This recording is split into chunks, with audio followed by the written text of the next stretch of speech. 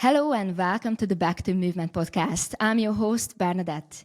This show features everything you need to know about back pain, fitness, wellness, and movement science. It is evidence-based, bringing you the latest scientific research along with expert tips. My mission here is to help you achieve a healthy back, leading you to a life full of vitality with freedom of movement. Can what we eat affect chronic low back pain? Do we need to avoid certain foods? And can food cause inflammation in the body? Today, we are going to explore these questions and more with a very special guest. It is an absolute honor to introduce you to Annette Lindquist. Annette is a naturopathic nutritionist, therapist, stress consultant, meditation and yoga teacher based in Sweden. She specializes in holistic approaches to nutrition and wellness, and she's here to share with us how what we eat can affect our bodies. Please help me welcome Annette Lindquist to the Back to Movement podcast. Annette, tell us a little bit about yourself. Why did you become a naturopathic nutritionist therapist? Thank you. Thank you for having me. Thank you so much. Well, I think I've always had a massive interest in health and specifically how we can heal our bodies naturally. And I've kind of had that interest since a young adult. Just going to school, going to college, trying things out in a more natural way, trying to keep health. Just something that I've had with me, something that's brewed a long time. And then many years ago, I had a burnout, and that kind of prompted me to studying because I was looking for different ways of healing. And I just felt like I needed help because I had a tough time, and then it wasn't very helpful going to the doctors. So I started my studies as a naturopathic nutritionist therapist. Yeah, it's a mouthful. So burnout. What do you mean burnout? What did you experience? I experienced a lot of fatigue. It was really hard to get out of bed. I had anxiety. I developed rosacea at the same time. So I had this rosacea coming out on the skin, on the skin in my whole face.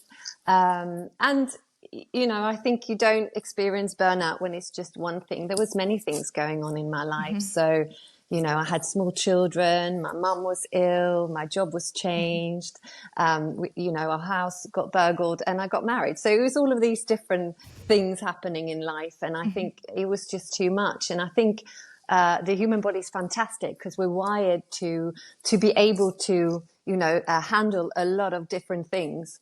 But if you don't listen to the body's knocks, knock, knock, it's always telling us stuff, it's always telling us things, knocking. And if we just completely ignore that and just, continue to do what we normally do and think that that's going to be okay. And I think, I didn't listen. So, yeah. It's very interesting. You said that a burnout and what you experienced. I mentioned I'm in the middle of a move now. We are going back to the United States and we now live in Hungary. And I usually have low back pain if I have too many things going on. But now my low back pain is perfect. My body is strong. Yeah. And I ended up with a cold sore. I had to put a makeup on it. And I woke up yesterday with it. I was like, oh my gosh, this is exactly what I need in the middle of the move and a day before a podcast with you. So anyway, my body was telling me, too many things going on. As I said, my low back is fine. My body is fine, physically, because normally I usually have low back pain, but now I have a cold sore, but it's okay. Yeah, that's a little knock. Exactly, a little knock. That's fine. Yeah. Thank you for sharing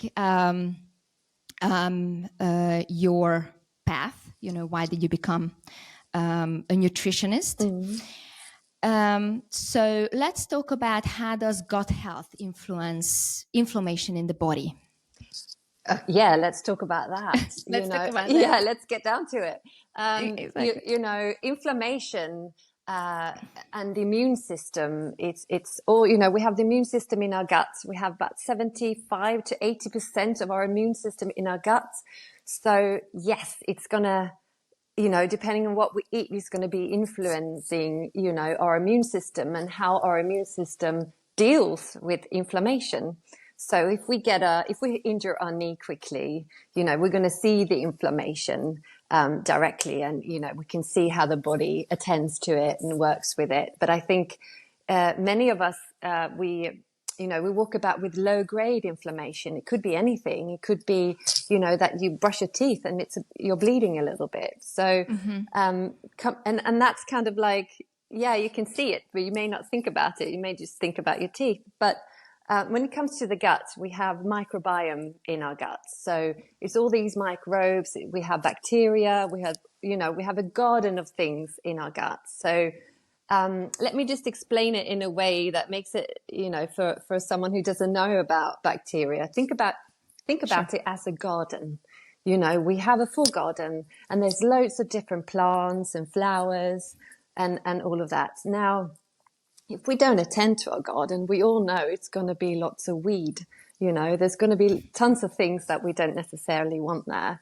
So if we don't attend to our garden, these weeds, you know, will overgrow. And it's the same with your gut, literally. You'll have, for most people, you have like microbes that's not supposed to be there. They will change where they are supposed to stay. You know, they can migrate to different places. And I think when they are our immune system, because they communicate also with our brain and they communicate with the rest of our body. So first of all, we need to tend to this garden and have a good variety of, you know, microbiome, we call it. So if we don't have that, we're going to be prone more to illness, perhaps, or disease, or we might get rosacea, you know, something like that. So I think attending to your gut, and when we do that, if you eat specific foods, that will, you know, make your garden flourish. And if you eat other foods, you know, your weeds will take over.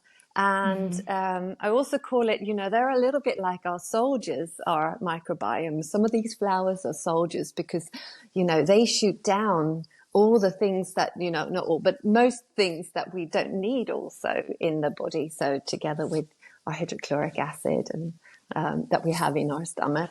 But yeah, they help, you know, to attend to our garden, to make sure that we don't have too much of things we shouldn't have. So when we have or eat certain foods, they can either, you know, thinking of inflammation as a fire, they can either add to the fire or they can reduce the fire.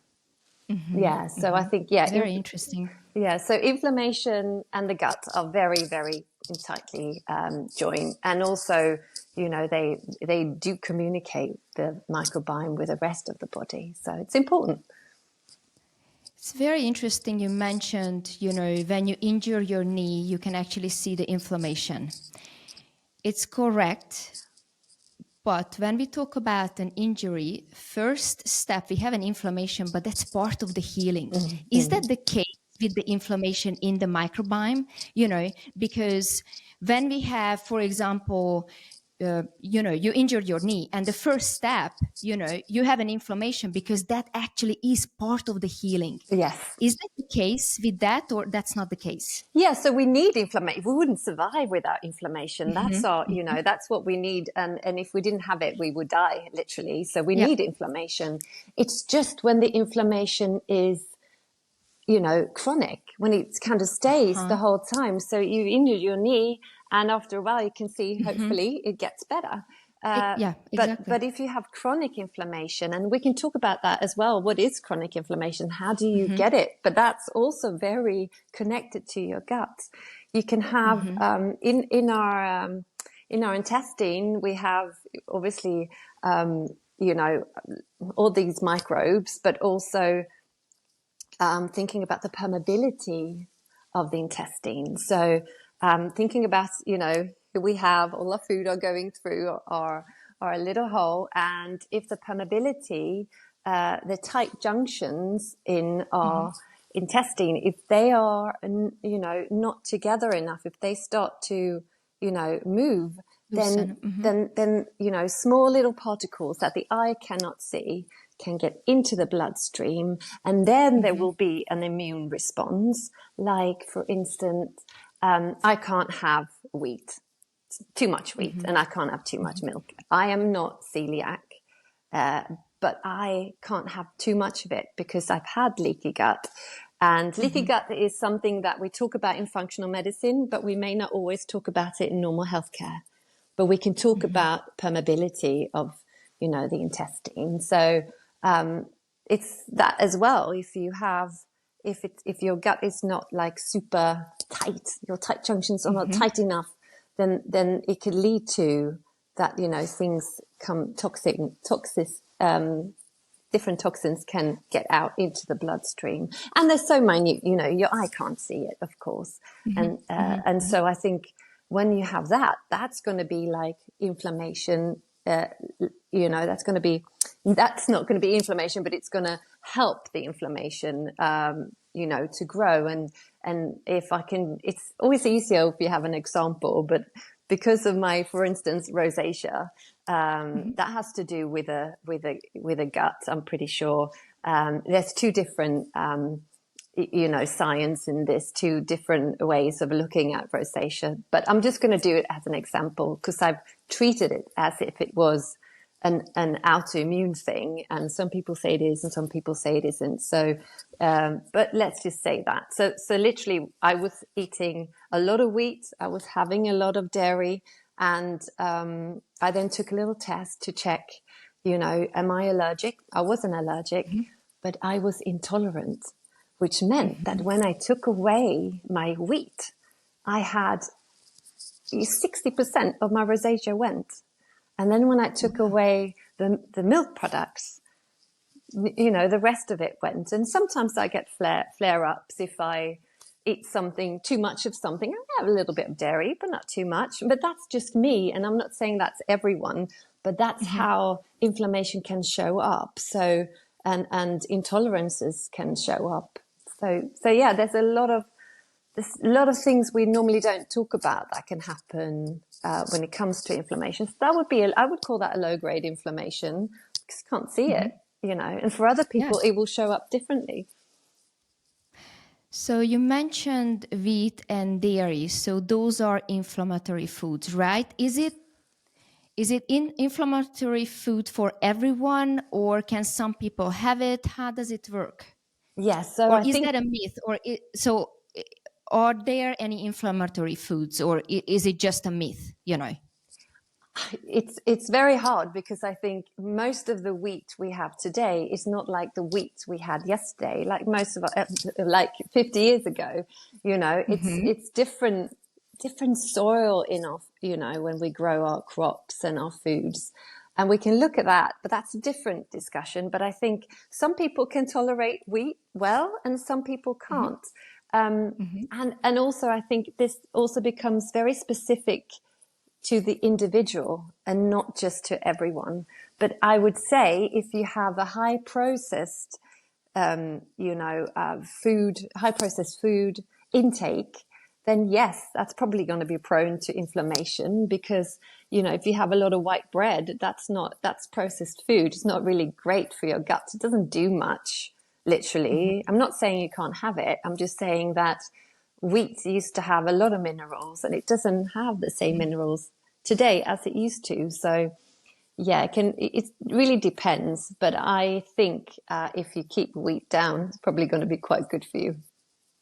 Nice. Yeah. So if we now touching base on wheat, how about sourdough bread? Because that's also wheat. Yes. Is that good? Is it bad? Because now we live in, sourdough bread. Everyone is into sourdough bread. It's good for you. It's healthy for you. Is that true? Well, I think, because it's sourdough, I think it's definitely better. Yes. So it's been fermented. So I think definitely, I can have more of sourdough than I could have of a plain white sandwich as having an intolerance. So yeah, I can definitely tolerate that more. But then again, you know, coming back to not only, you know, sourdough is probably a lot better, but then it's still, if it's just plain white, it's still, you know, it's gonna, you know, release blood, a lot of sugar in your blood. So your blood sugar is going to go up. Yeah, And that's a different story. Maybe I can just explain that every time we eat something, there is a response. There's an insulin response. So insulin is released because we can't walk around with too much sugar in our body, because that's just how the body works. And so when we eat something refined, you know, it's going to release quickly, you know, blood sugar is going to go up. So glucose. But if we add protein, or if we add, you know, something more, like it's different if you have rye bread or if you have a white bread, you know, you have fiber in it. So when fiber, a little bit of fat and a little bit protein, maybe, you know, that's going to help your blood sugar. You know, the release then is going to be a little bit more even, which means you're not going to have a spike in blood sugar. Because when your blood sugar spikes a lot, that can really add on to the fire of inflammation. So if we eat refined foods all the time and we spike our blood sugar all the time, that's not a great thing. So we want to look at keeping an even, you know, an even blood sugar. What's refined food?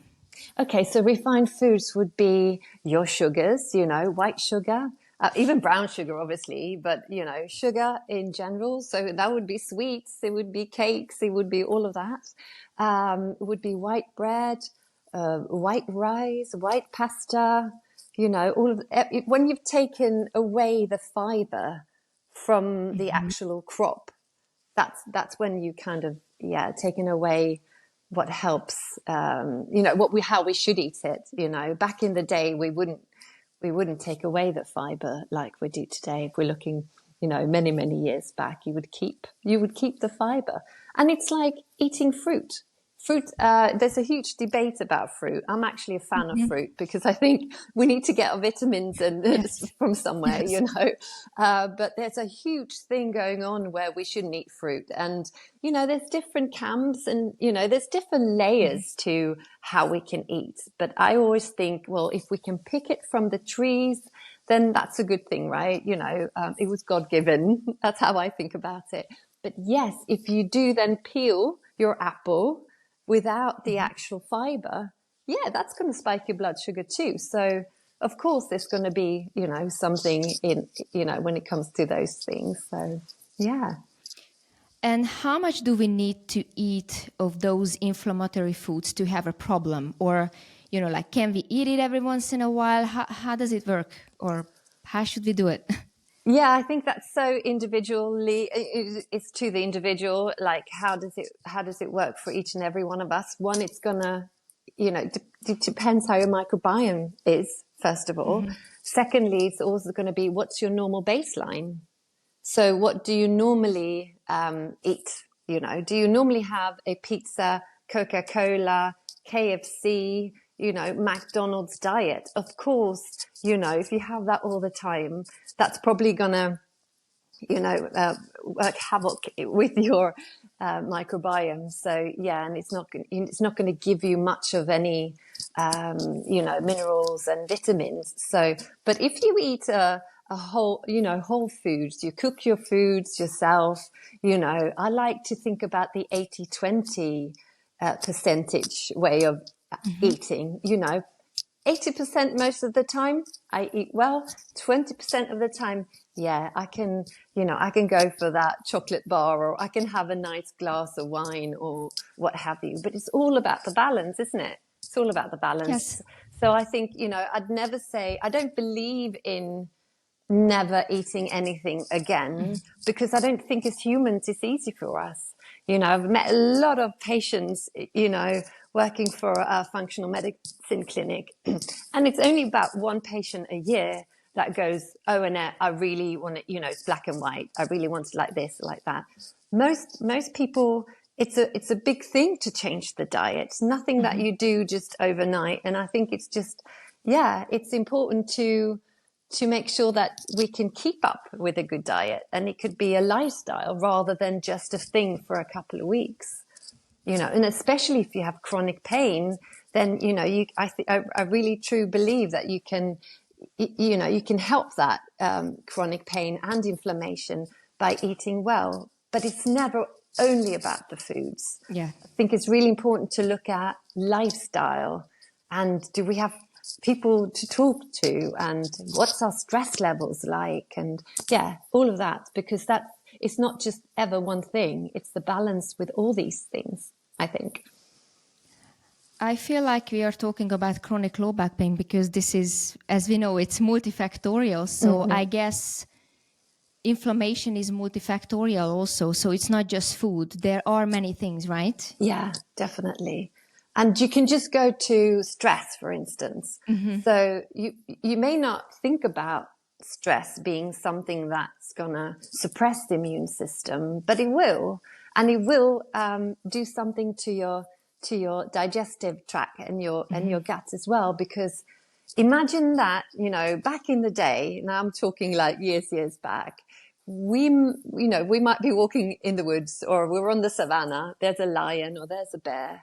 And we have a decision to make. Are we going to fight that bear? Or are we going to run away from it? Or will we just lie down and then just play dead? What will we do? So say we're running away from the bear or the lion, right? Maybe with a lion, we don't have much of a chance. Maybe it's easier with a bear, I don't know. But we're running anyway. So when we're running and, we are producing, because we're scared, aren't we? And, we're stressed. So we produce cortisol and adrenaline. So those two are like stress hormones. Yeah. They help us cope with stress. So when we're running away from the lion, blood goes to the hands and feet. And so we can run, our senses becomes, wide as we can listen and hear, we're running away. So the body's not really going, let's think about, going to the loo right now or whatever. And I think many people who experience stress, they may either experience constipation or they might experience diarrhea. It could be either way, and, for some, of course, there's not going to be any experience at all. It's going to be normal. But what happens then is that the body's not concentrating on digestion. So it's not concentrating on your gut, which then it's not concentrating on on the immune system. So it kind of, because you're doing something else. So you're running away from the bear, and the body's really clever because the body always gives you tools from, okay, this is where I'm now and this is where I'll be at later. So the body's always helping. It's just not always us understanding how it's helping. So indirect, when we're stressed, it's not going to be a good thing for our digestive system. And many times I see in clinical practice is that what happens when you have stress, your hydrochloric acid, your stomach acid, that's supposed to,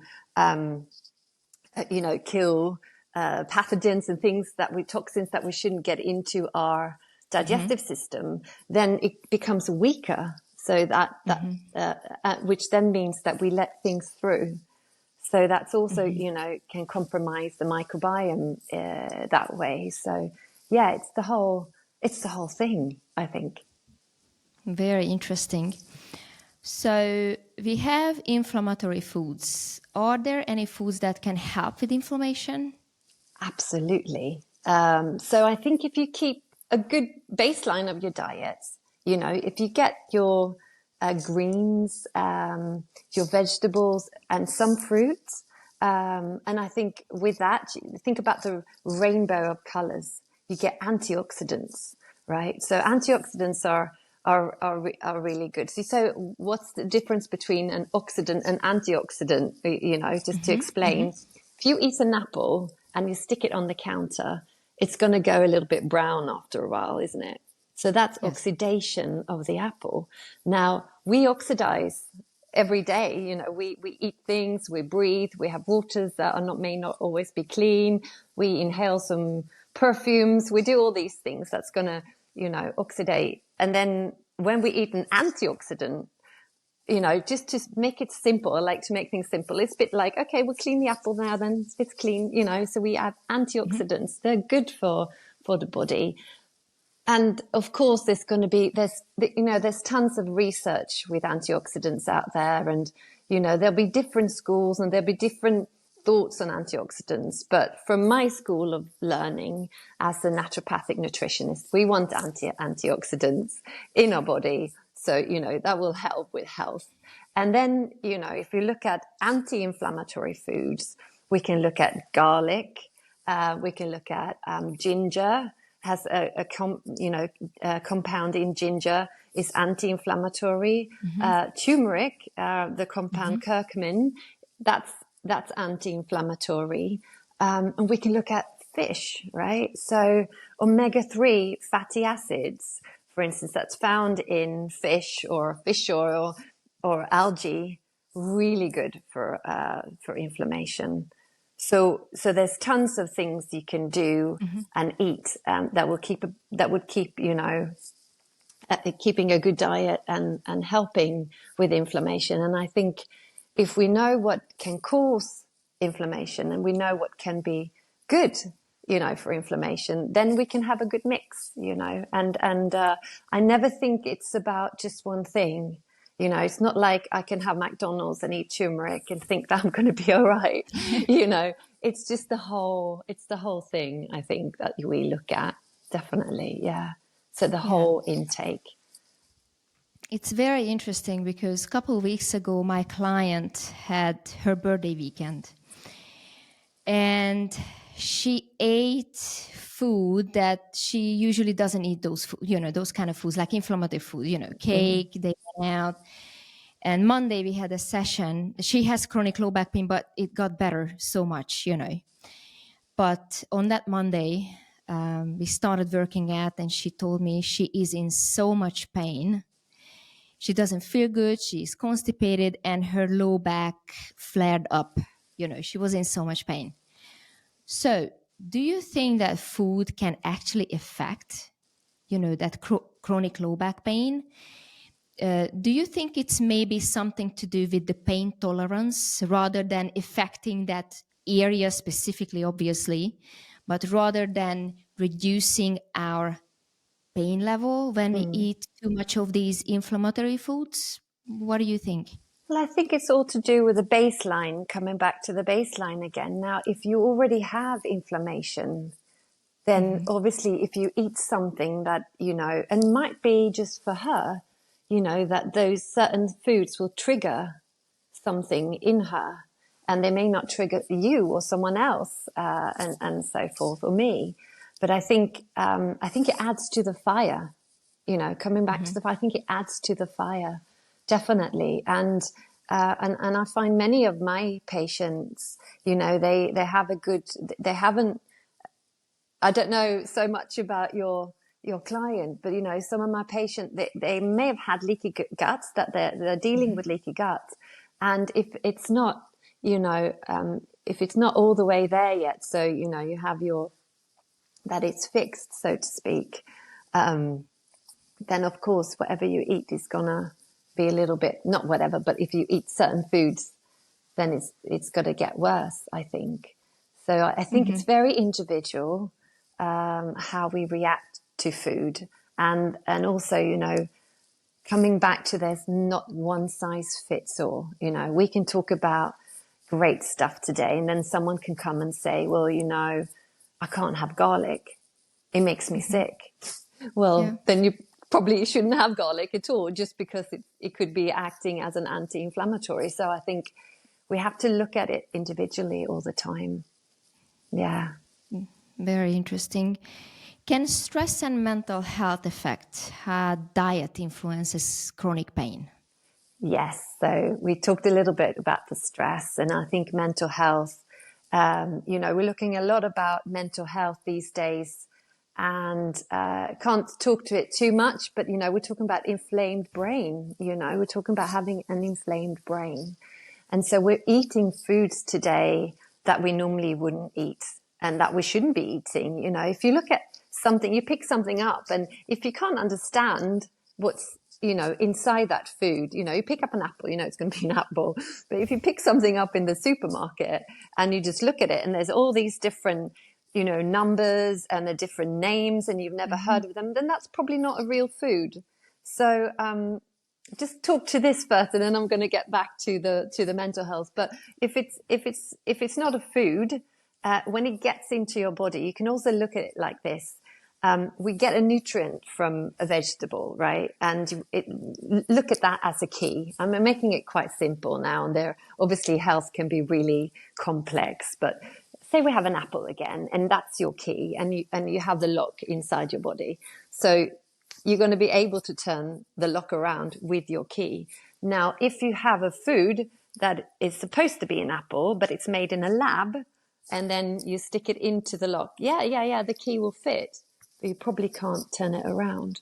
So it's all those things, I think, that we have to look at. So with mental health and our gut, for instance, we have something called the gut-brain axis. So it's our gut communicating with our brain, and sometimes that communication, if we have and it doesn't have to be a bad diet, because it can be so much stress, and as we talked about before, you have so much stress that's going to, affect your gut. And then that connection here will also be affected. So yeah, it's really important to make that, to know that that's something that also is needed to attend to when it comes to mental health, and looking after your brain and looking after your body, and in a way that's going to suit you, and not maybe always what your neighbors or your neighbor do, or they did that, but it may not help. So I think it's all got to do with moving inside the body, maybe sometimes closing your eyes and just go, okay, what do I actually need?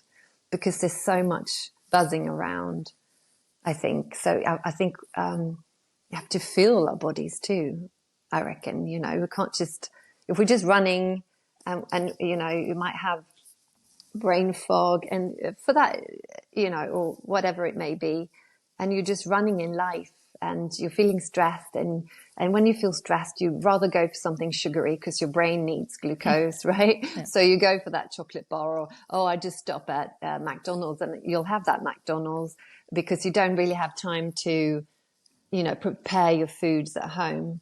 So if you can then just, move back and just have a couple of minutes to yourself a day and just go, what do I actually need?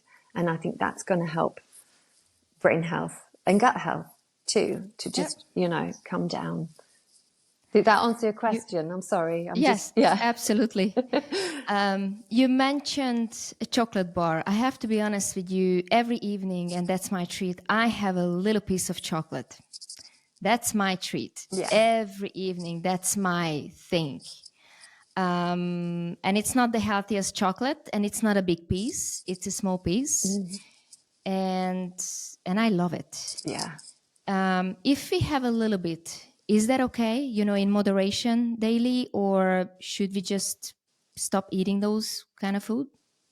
Well, I think about foods as coming back to the 80-20 principle.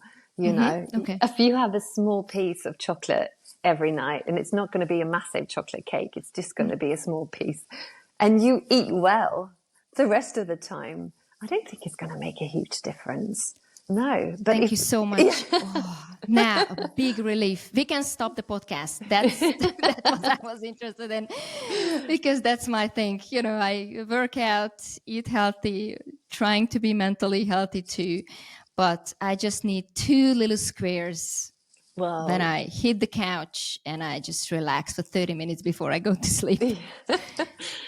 I think that's absolutely fine. Okay. And I also think, when it comes to food, when I started on my food journey as a naturopath or a naturopathic nutritionist, you try tons of things, and I will make like little green juices. I'm thinking this is going to be great. And I drank them and I was like, this is the most, I didn't like them, so to speak.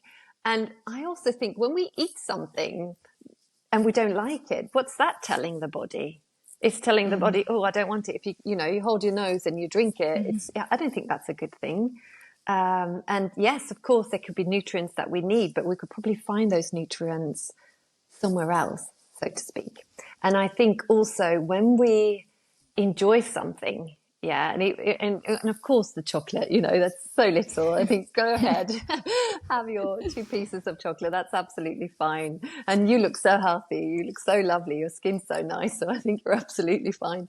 But I'm just thinking, even there are research where you have people eating in solitude. They eat on their own at night, especially older people who don't have a big social life. So they eat on their own each night, and they eat a really good diet. It's perfect, if there is such thing.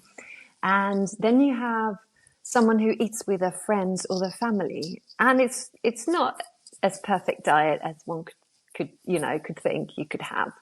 And they sit and they laugh and they're having a good time. Yeah. So they are a lot healthier. The people who are, has got a little bit of a social thing going on. And I think, it's not always easy for us. And I think also that, we could see that throughout the pandemic, so many people sat on their own. And obviously that was going to affect inflammation. That's going to affect mental health. That's going to affect how you feel. So I think, it's all about a happy balance. I like to talk about the tree. You have the tree, the base of the tree, and then you have the branches. So if you keep to the base of the tree most of the time, and then, in my Swinglish, I'll go, you'll flip out having, a chocolate bar, a glass of wine here and then. It doesn't really have that effect. Now, maybe there's certain foods, for instance, for someone who is intolerant or has a leaky gut, and they have wheat, which say someone's intolerant to wheat. Now, just having a small amount of wheat can really affect how your gut, and affect inflammation, just this tiny bit, But when it comes to, if we're talking broader, because it's hard to just talk, there's so many different scenarios that people can, why they have inflammation and how it can be affected. But if we talk about it as a wide thing, I think, again, 80-20, Sounds good. Yeah. I think. And how does exercising play an important role in reducing inflammation? So when we exercise and use our muscles, that's kind of that's supporting the immune system.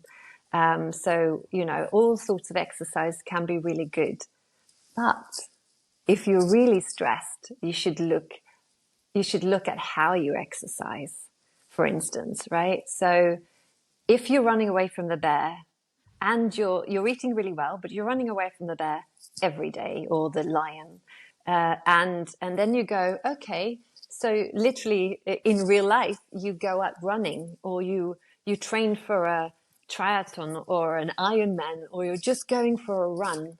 That's going to raise your cortisol levels. So remember, the cortisol is our stress hormone.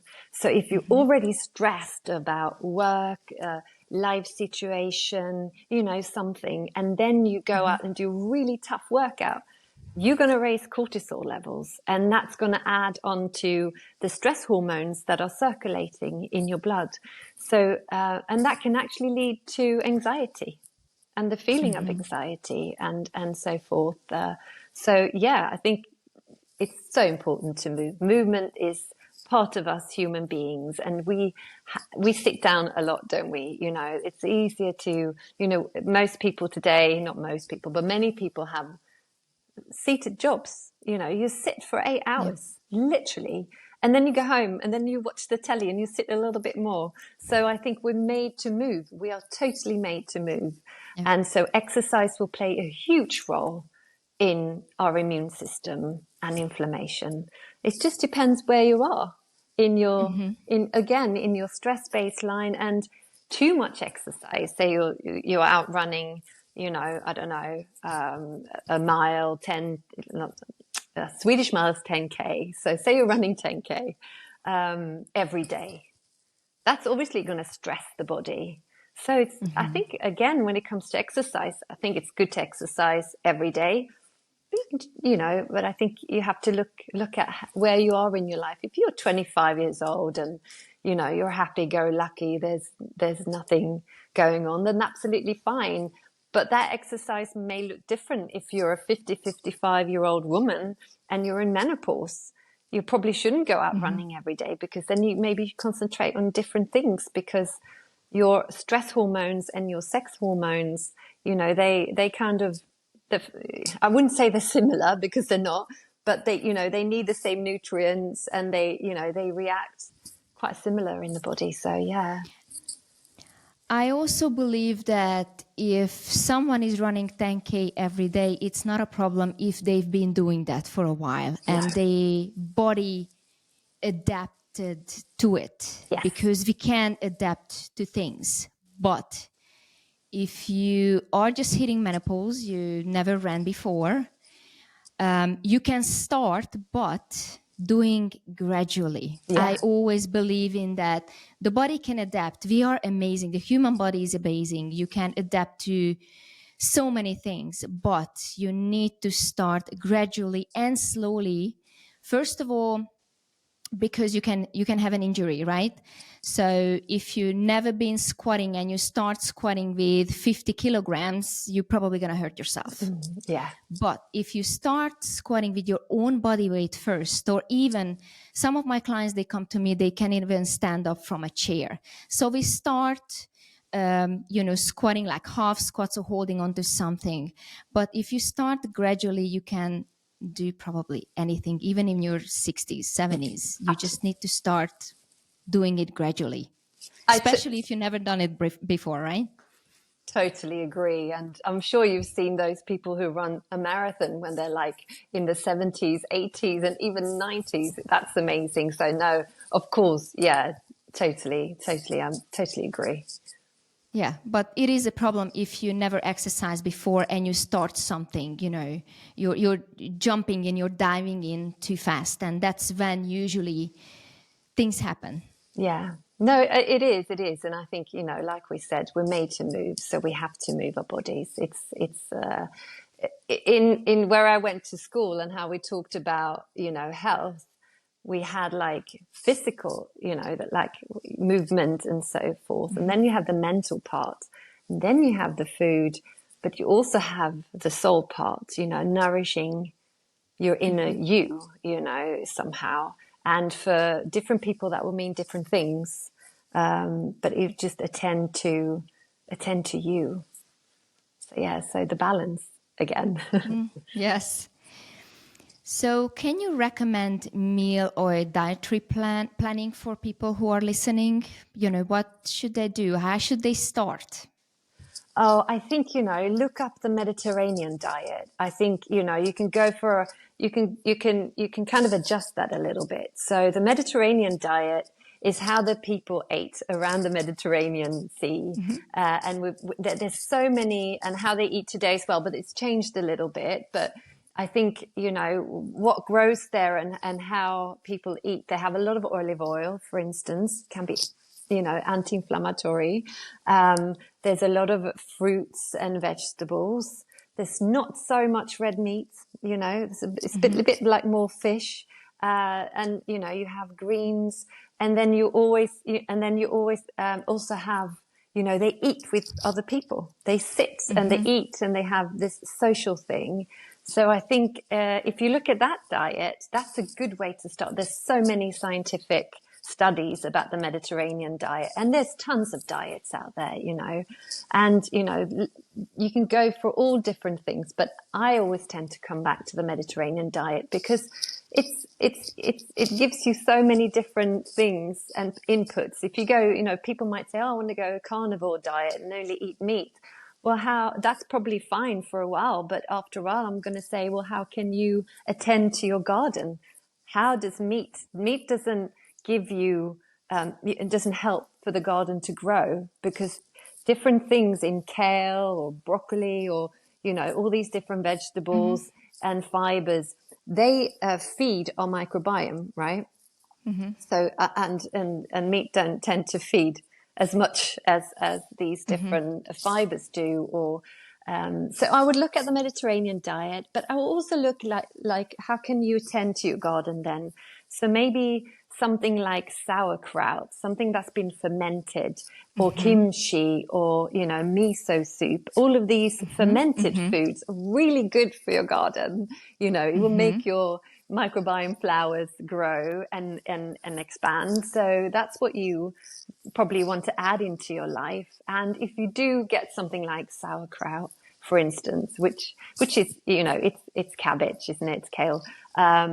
Then go for the ones in the fridge in the supermarket, unless you do it yourself. Don't go for the ones out in the shops, because they've been heated. So all the good bacteria that's in the fermented food will be gone. So adding some of that into your life. And I think, I like to talk about the plate. If you want to make it a little bit visual, you have a plate, and if you turn that plate into a clock, right?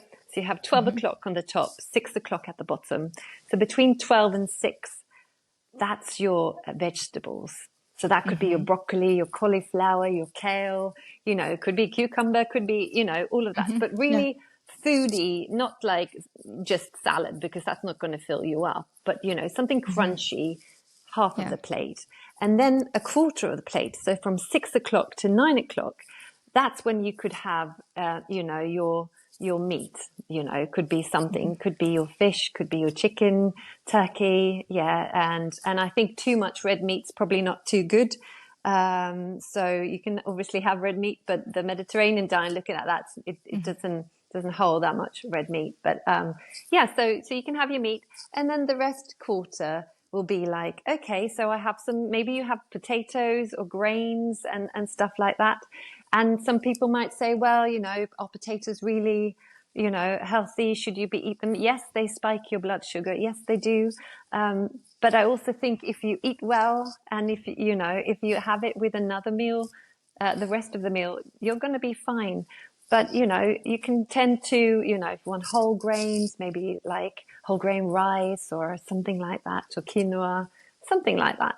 And just keep the plate like that, and make sure that you also add some oil, or some fat to your diet, because some vitamins gets absorbed by fat. So if you have a completely fatless diet, so to speak, then it's going to be harder. For instance, vitamin D, if you take a supplement during the winter, it can be really good for your vitamin D levels, which, we need enough vitamin D. That supports the immune system. So obviously that will going to support the inflammation as well. But if you buy a tablet of vitamin D and then you don't have it with food and don't have it with fat, it's going to be hard to absorb it, so to speak. And I also think about this. I also want to say, which I think is really important. It's the ratio between essential fatty acids. So we touched on fish, right? So fat fish like mackerel, salmon, anchovies, little fish like that. They got omega-3 fats in them, and algae has got omega-3 as well. And you find omega-3 in other places. Of course, you find it in meat and you can find it in egg, but it's really, there's tons of it in these fish. So omega-3, can be really good for inflammation. We need omega-3. It's essential fatty acids. So it's essential for life. Yeah. We need to get it through our food. We don't make it in the body. Yeah. So omega-6, is really good also. We find that in nuts and seeds. We find it in different oils, oils from, I call it the vegetable oils. Any oil that comes from the bottom of the land and grows up, that's normally omega-6. If it's in your trees, that would probably be your olive oil, and it's omega-9. And then you have, have the fish. So why are these oils so important? Well, omega-6 is important, of course, and omega-3 is. And we want them in a ratio. In an ideal world, it would be 1:1. But that just doesn't happen most today. I haven't yet seen anyone with a 1:1 ratio in clinical practice. But if you get below like a ratio between three omega-6 and 1 omega-3, then you're probably all right. But most people in the Western world, you know, with the diets that we have, you know, you have omega-6, 15 times omega-6 in the body than you have omega-3. And that can really, you know, cause inflammation in the body. So you want that ratio to be like, it's like the scales. You want them to be on the same line or a little bit like this. But if when it's up like that, and you have a lot more omega-6 than in your life than you have omega-3, that can add on to inflammation. But I'm not saying that omega-6 is bad for you. But where do we find omega-6 except from, you know, from nuts and seeds and these oils? Well, you know, you just go to the supermarket and you buy bread, you buy cakes, you go and buy already made foods that you know, they're stuck, or there are tons of omega-6 in those, because it's easier to put omega-6 there and it will keep the food. So without knowing, we have too much omega-6, and we might, you know, cook with omega-6 oils. So the ratio kind of, you know, it's too high for omega-6, and that's going to add on to the fire. So I think if you think about it like that, you know, and I think if you have inflammation, if you have pain, omega-3 supplements can be a really good thing to look for if you don't eat fish 3 times a week. And I think sometimes you need to eat fish a lot more, depending on how much omega-6 you eat. Hopefully not sounding too complicated. No, but if someone doesn't eat fish at all, they can actually substitute that with supplements, right? Yes. So you could go for a fish oil, or you could go for an algae oil, for instance. And then you want to look at the back of the package of the supplement, and you want to go EPA and DHA. So you want a high EPA. And what's a high EPA? It would be quite good if you could get up to 400. And then if you look at the DHA, also 400 or somewhere around there, that could really help with inflammation. So, and also make sure that the supplement is as clean as possible. You don't want to buy a supplement from someone who hasn't tested, you know, for toxins, because today, as you know, we're all aware of, our seas don't look the way they did 100 years ago. So our seas are full of toxins. So I think some of these fish, that's why you want the smaller fish, because they eat the algae, and then the bigger fish eat plastic and mercury and all of these different things. But then they eat the small fish, and that's how they get their omega-3. So just be mindful. Get into a shop that you trust and that you know. Just don't buy anything offline that you haven't got an idea where to get it from. So I think omega-3, and then of course you can supplement with, you know, turmeric, curcumin. You can cook with it. If you cook with it, add some pepper, because that's going to help the absorption of this compound. So yeah, and there are you know, some research that supports that. Yeah, you can take a turmeric supplements, definitely really good for you. But have it with food, and also, but when you cook, you absorb it. When you use it in cooking, you absorb it quite well too.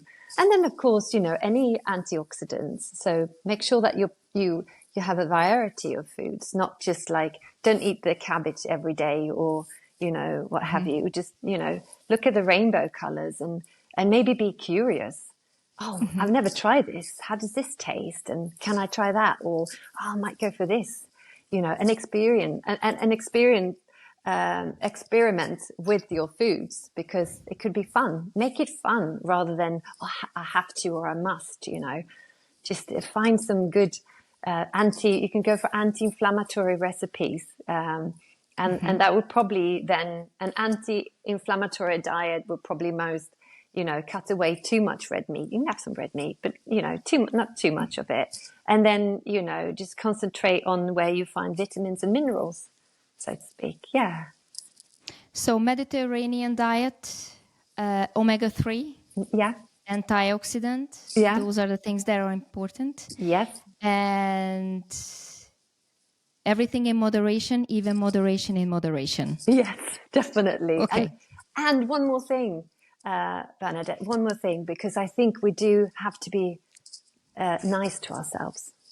You know, when we go on this health journey and, you know, it's like you said, oh, I'll have this chocolate. Is it okay? What if you felt bad every time you have that piece of chocolate? How would your body react if you feel bad about that? So I think rather than, you know, yes, I ate a massive chocolate bar. Well, you ate, you know, acknowledge it. Okay, this was probably not a good idea. You might get some symptoms or what have you, but then forget about it and pick up where you went. Don't go, oh, now I had a massive chocolate bar. I might just go for another big chocolate bar. Don't do that. Rather, instead, just go, okay, I went a little bit out of line, so I'm going to get back into alignment, and I'm just going to go back to my 2 pieces a day or whatever, or a night or what have you. So I think be kind to yourself. And I also just want to add in, spend a little time on your own. You know, walk in the woods, reduce stress, have a walk in the woods. There's scientific, you know, studies that supports that walking in the woods, being close to trees and nature, or even the sea is good for you. You know, if I say meditate, some people are going to go, oh my God, you know, I don't know how to do that. It doesn't have to be like, you don't have to think about it as a meditation. Count your breaths. Inhale through the nose, exhale through the nose. That's going to trigger the parasympathetic nervous system. And when we are stressed, we normally breathe through the mouth, you know, and that tells the body something different. But when we breathe through our nose, that's when we just, you know, we trigger the parasympathetic nervous system. And when the out breath is longer than the in breath, we also trigger the parasympathetic nervous system. Do some yoga, Tai Chi, Pilates, whatever, you know, do whatever suits you, because it's going to be different for everyone. But find your inner peace somewhere if you can. Yeah. Thank you so much, Annette. Thank you. And thanks for everyone listening to the Back to Movement podcast with your host, Bernadett, and our very special guest, Annette Lindquist. I hope you enjoyed this episode and all the insights you learned about nutrition and how what we eat affects chronic pain. That's all for this episode, folks. See you next time.